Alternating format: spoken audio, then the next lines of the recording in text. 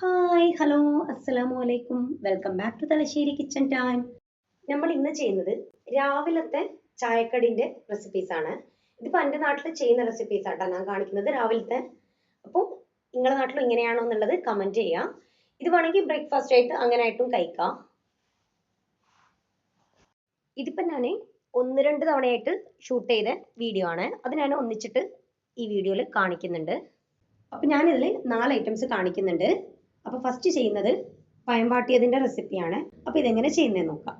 അതിന് വേണ്ടിയതാ ഒരു പാൻ അടുപ്പത്ത് വെച്ചിട്ടുണ്ട്. അതിലേക്ക് ഞാൻ കുറച്ച് ഓയിൽ ഒഴിച്ചു കൊടുത്തിട്ടുണ്ട്. വേണമെങ്കിൽ RKG യൂസ് ചെയ്യുക, അപ്പോൾ കുറച്ചും കൂടി ടേസ്റ്റ് കിട്ടും. ഞാനിപ്പോൾ ഓയിലാട്ടോ ഒഴിച്ചു കൊടുത്തിട്ടുള്ളത്. എന്നിട്ട് ഇതാ പഴം ഈ ഒരു രീതിയിൽ കട്ട് ചെയ്ത് കൊടുക്കാം. ഇങ്ങനെ ചെരിച്ചിട്ടാട്ടോ കട്ട് ചെയ്യുന്നത്. ചെരിച്ച് അങ്ങനെ ആയിട്ടാണ് കട്ട് ചെയ്യുന്നത്. ഇതെന്തിനാ ഇങ്ങനെ ചെരിച്ച് കട്ട് ചെയ്യുന്നതെന്ന് എനിക്കറിയില്ല.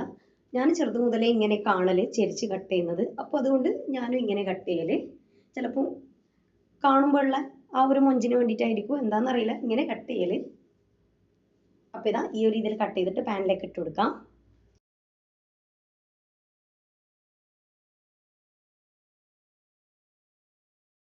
ഒരു സൈഡിലായി കഴിഞ്ഞാൽ നമുക്കിനി അടുത്ത സൈഡിലേക്ക് തിരിച്ചിട്ട് കൊടുക്കാം.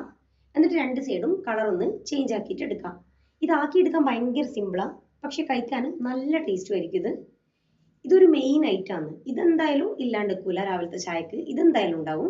ബാക്കിയുള്ള സാധനങ്ങൾ ചിലപ്പോൾ ചേഞ്ച് ഉണ്ടാവും, മാറ്റി മാറ്റി ചെയ്യും. പക്ഷെ ഇത് എന്തായാലും ഉണ്ടാവും. അപ്പോൾ ഇതാ രണ്ട് സൈഡിലാക്കിയിട്ട് നമുക്ക് പാനിൽ എടുത്ത് മാറ്റാം. എന്നിട്ട് ഇതിന് മേലെ കുറച്ച് പഞ്ചസാരയും കൂടി ഇട്ട് കൊടുക്കാം. ആ ഒരു രീതിയിലാട്ടാ ചെയ്യാം. ഇതാ ഞാനിപ്പോൾ കുറച്ച് പഞ്ചസാരയും കൂടി മേലെ ഇട്ട് കൊടുത്തിട്ടുണ്ട്. ഇനി നമുക്ക് രണ്ടാമത്തെ ഐറ്റം റെഡിയാക്കാൻ വേണ്ടിയിട്ട് ഒരു ബൗൾ എടുത്തിട്ടുണ്ട്.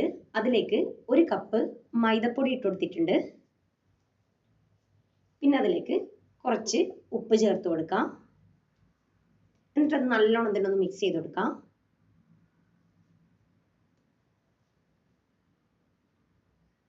പിന്നെ നമുക്കതിലേക്ക് ഒരു മുട്ട പൊട്ടിച്ച് ഒഴിച്ചു കൊടുക്കാം. ഞാനിപ്പോൾ ഇത് ബൗളിൽ ചെയ്യുന്നത് നേരെ മിക്സിയിൽ അടിച്ചിട്ട് കൊടുക്കാം. അങ്ങനെയാണെങ്കിൽ മിക്സിയിൽ പൊടി ഇട്ട് കൊടുത്താൽ മതി. മുട്ടയും അതേപോലെ മിക്സിയിലേക്ക് ഇട്ട് കൊടുത്താൽ മതി. അതാകുമ്പോൾ പെട്ടെന്ന് അടിഞ്ഞു കിട്ടും. ഞാനിതാ മുട്ട പൊട്ടിച്ച് വെച്ചിട്ട് അതിനാവശ്യമായിട്ടുള്ള വെള്ളം ഒഴിച്ചിട്ട് ഇതാ ഈ ഒരു രീതിയിൽ ബാറ്റർ ആക്കി എടുത്തിട്ടുണ്ട്. ഇത് നിങ്ങൾക്ക് വേണമെങ്കിൽ മിക്സിയിൽ ആക്കുന്നെങ്കിൽ അങ്ങനെ ആക്കാം. അതാകുമ്പോൾ കുറച്ചും കൂടി എളുപ്പത്തിൽ പെട്ടെന്ന് മിക്സ് ആയി കിട്ടും. ഈ ഒരു ലെവലിൽ ആക്കിയിട്ടെടുക്കാം. അപ്പോൾ ഇതാ അതൊന്ന് ചുട്ടെടുക്കാൻ വേണ്ടിയിട്ട് ഞാൻ പാൻ വെച്ചിട്ടുണ്ട്. അതിലേക്ക് നമ്മൾ ആക്കി വെച്ച ബാറ്ററിന്ന് ഒരു സ്പൂൺ എടുത്തിട്ട് ഈ ഒരു രീതിയിൽ ഒഴിച്ചു കൊടുക്കാം. എന്നിട്ട് നമുക്ക് ദോശയായിട്ട് ചുട്ടെടുക്കാം.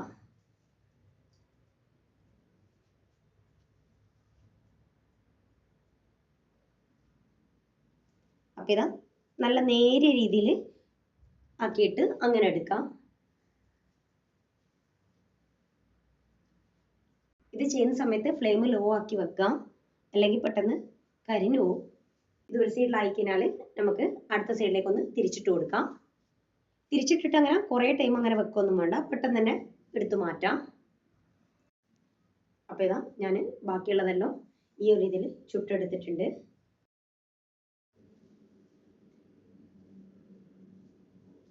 ഇനി നമുക്ക് ഇതിന് മേലെ RKG പുരട്ടി കൊടുക്കാം. RKG തന്നെ പുരട്ടണം. അങ്ങനെ ഫ്ലേവർ വരുന്ന ടൈപ്പ് അങ്ങനത്തെ നെയ്യ് തന്നെ പുരട്ടാൻ വേണ്ടി നോക്കാം. അപ്പോൾ ഇതാ RKG പുരട്ടി കൊടുത്തിട്ടുണ്ട്. ഇനി അതിന് മേലെ നമുക്ക് കുറച്ച് പഞ്ചസാരയും കൂടി ഈ ഒരു രീതിയിൽ ഇട്ട് കൊടുക്കാം.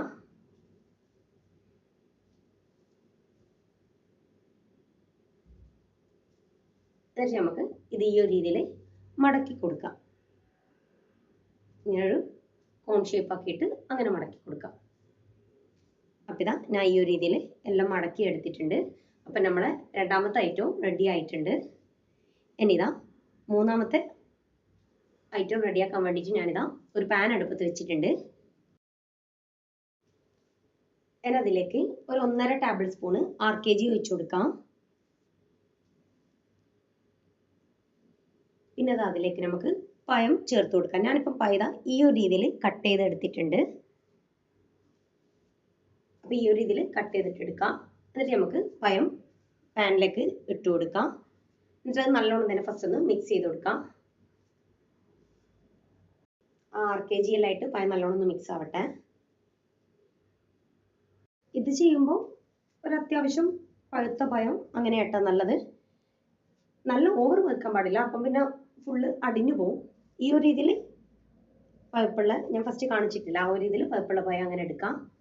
അപ്പം ഇതാ ആ പഴം നമുക്ക് ജസ്റ്റ് ഒന്ന് വാട്ടിയിട്ട് അതവിടെ മാറ്റി വെക്കാം. എന്നിട്ട് ഇതാ ആ സെയിം പാനിലേക്ക് ഞാൻ 1 ടേബിൾ സ്പൂൺ 6 kg ഒഴിച്ചു കൊടുത്തിട്ടുണ്ട്. എന്നിട്ട് ഇതാ നമുക്ക് കാഷ്യൂ ഒന്ന് വറുത്തിട്ടെടുക്കാം. ഞാനിപ്പോൾ കാഷ്യൂ ഇട്ട് കൊടുത്തിട്ടുണ്ട്. കാഷ്യൂ നിങ്ങൾ ഇഷ്ടത്തിനനുസരിച്ചിട്ട് അളവെടുക്കാം.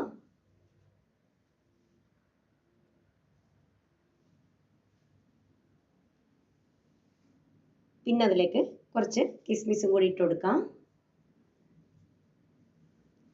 എന്നിട്ട് രണ്ടും കൂടി നമുക്കൊന്ന് വറുത്തിട്ട് എടുത്തു മാറ്റാം. പിന്നെ ഇതിലേക്ക് കുറച്ച് തേങ്ങ ചേർത്ത് കൊടുക്കാം. തേങ്ങയല്ലോ നിങ്ങൾ എടുക്കുന്ന പഴത്തിൻ്റെ അളവിനനുസരിച്ചിട്ട് അങ്ങനെ എടുക്കുക. അപ്പോൾ ഇതാ ഞാൻ തേങ്ങ ചേർത്ത് കൊടുത്തിട്ടുണ്ട്. എന്നിട്ട് ഈ തേങ്ങയും നമുക്കൊന്ന് ചെറുതായിട്ടൊന്ന് വറുത്തിട്ടെടുക്കണം. ഈ ഒരു സമയത്തെല്ലാം ഫ്ലെയിം ലോ തന്നെ ആക്കി വെക്കാം, അല്ലെങ്കിൽ തേങ്ങയെല്ലാം പെട്ടെന്ന് അങ്ങ് കരിഞ്ഞു പോകും. അപ്പോൾ ഇതാ തേങ്ങ വറുത്ത് കഴിഞ്ഞാൽ നമുക്ക് ഇനി ഇതിലേക്ക് പഞ്ചസാര ചേർത്ത് കൊടുക്കാം. ഞാനിപ്പം 1 ടേബിൾ സ്പൂൺ ചേർക്കുന്നുണ്ട്. പഞ്ചസാരയല്ലോ നിങ്ങൾ എടുക്കുന്ന പഴത്തിൻ്റെ മധുരത്തിനനുസരിച്ചിട്ട് ബാലൻസ് ചെയ്തിട്ട് ചേർത്ത് കൊടുക്കാം. ഞാനിപ്പോൾ 1 ടേബിൾ സ്പൂൺ ആട്ടോ ഇട്ടത്. അപ്പോൾ ഇതാ തേങ്ങ വറുത്തിട്ടുണ്ട്. ഇനി നമുക്ക് നമ്മൾ നേരത്തെ വാട്ടിയിട്ട് മാറ്റി വെച്ച ആ പഴം ഇതിലേക്ക് ചേർത്ത് കൊടുക്കാം. ഇതങ്ങനെ പഴം ചെറുതായിട്ടാട്ടോ വാട്ടിയെടുക്കണം, അങ്ങനെ കളർ ചേഞ്ച് ആക്കി എടുക്കരുത്. ഈ ഒരു ഇതിൽ ചെറുതായിട്ടൊന്ന് വാട്ടിയെടുത്താൽ മതി. അപ്പോൾ ഇതാ ആ പഴം ചേർത്തിട്ട് നല്ലോണം തന്നെ മിക്സ് ചെയ്ത് കൊടുക്കാം. അപ്പോൾ ഇതാ പഴം ചേർത്തിട്ട് നല്ലോണം മിക്സ് ചെയ്തിട്ടുണ്ട്. ഇനി നമുക്ക് നമ്മൾ നേരത്തെ വറുത്തിട്ട് മാറ്റി വെച്ച കാഷ്യൂവും കിസ്മിസും ഇതിലേക്ക് ചേർത്ത് കൊടുക്കാം. പിന്നെ നിങ്ങൾ ഈ വീഡിയോ കാണുന്ന സമയത്ത് നിങ്ങൾക്ക് ഈ വീഡിയോ ഇഷ്ടമാണെങ്കിൽ ഒന്ന് ലൈക്ക് ചെയ്യുക. ചാനൽ ഇഷ്ടമാണെങ്കിൽ ഒന്ന് സബ്സ്ക്രൈബ് ചെയ്ത് സപ്പോർട്ട് ചെയ്യുക. തൊട്ടടുത്തുള്ള ബെല്ലൈക്കണും കൂടി ഒന്ന് പ്രസ് ചെയ്യാം. എങ്കിൽ മാത്രമേ ഞാൻ വീഡിയോസ് ഇനിയും ഇടുന്ന സമയത്ത് നിങ്ങൾക്ക് നോട്ടിഫിക്കേഷൻ കിട്ടുള്ളൂ. അപ്പോൾ ഇതാ മൂന്നാമത്തെ ഐറ്റം റെഡി ആയിട്ടുണ്ട്.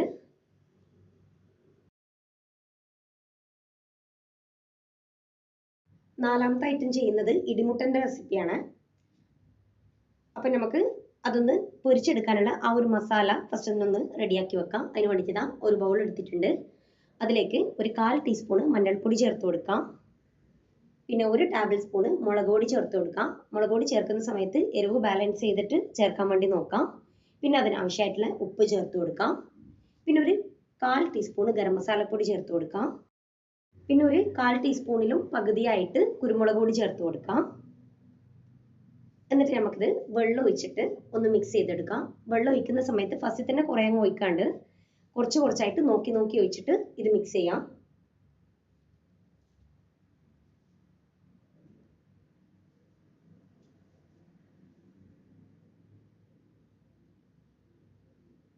അപ്പോൾ ഇതാ ഇത് നല്ലോണം തന്നെ ഒന്ന് മിക്സ് ചെയ്തെടുക്കാം.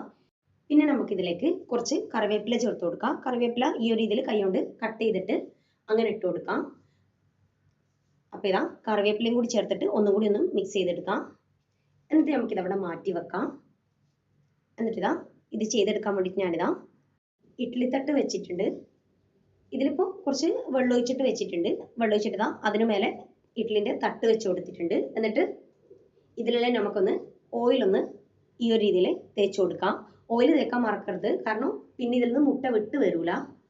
കുറേ ഒന്നും തേക്കണ്ട, എങ്കിലും എല്ലാത്തിലും തേച്ച് കൊടുക്കണം ഓയിൽ. അപ്പോൾ ഇതാ നിങ്ങൾ എത്ര മുട്ടക്ക ചെയ്യുന്നതെന്ന് വെച്ചാൽ അതനുസരിച്ചിട്ട് ഓയിൽ തേച്ച് കൊടുക്കാം. എന്നിട്ടിതാ ഞാനിതാ ഒരു മുട്ട എടുത്തിട്ടുണ്ട്.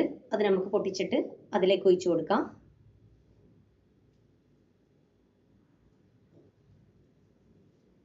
അപ്പോൾ ഇതാ ഈ ഒരു രീതിയിൽ ഞാനിപ്പോൾ 6 മുട്ടക്കാട്ടാ ചെയ്യുന്നത്. അപ്പോൾ ഇതാ ഞാൻ മുട്ടയെല്ലാം പൊട്ടിച്ച് വെച്ചിട്ടുണ്ട്. ഇനി നമുക്കിത് അടച്ച് വെച്ചിട്ട് ഒന്ന് വേവിച്ചെടുക്കാം. അങ്ങനെ കുറേ ടൈമൊന്നും വേണ്ട, പെട്ടെന്ന് തന്നെ വെന്ത് വരും.